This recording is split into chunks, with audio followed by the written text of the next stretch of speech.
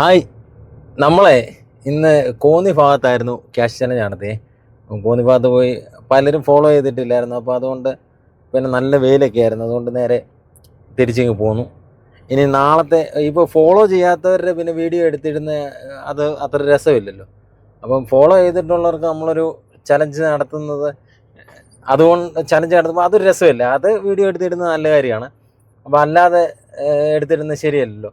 പിന്നെ ഈ cash challenge നടത്തുക എന്നുള്ളത് അതൊരു ഔദാര്യമായിട്ട് ചെയ്യുന്നതല്ല. അത് പിന്നെ ആൾക്കാർ അവസാനത്തെ 3 വീഡിയോ ഷെയർ ചെയ്യുന്നു. അപ്പോൾ ആ ഷെയർ ചെയ്യുന്നതിന് നമ്മളൊരു സന്തോഷത്തിന് കൊടുക്കുന്നതാണ്. അതിപ്പോൾ കാശുള്ളവരോ ഇല്ലാത്തവരോ അങ്ങനൊന്നുമില്ല.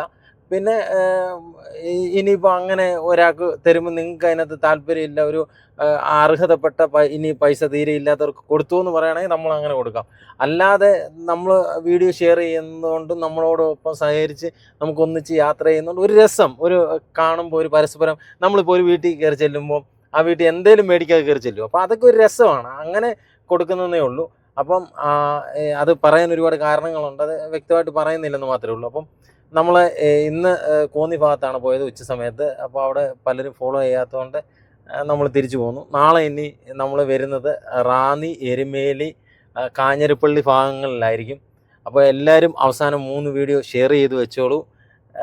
പിന്നെ ഫോളോ ചെയ്തിരിക്കണം. ഫോളോ ചെയ്യാതെ പറ്റത്തില്ല, ഫോളോ ചെയ്തിരിക്കണം. അവസാനം 3 വീഡിയോ ഷെയറും ചെയ്ത് വെക്കണം.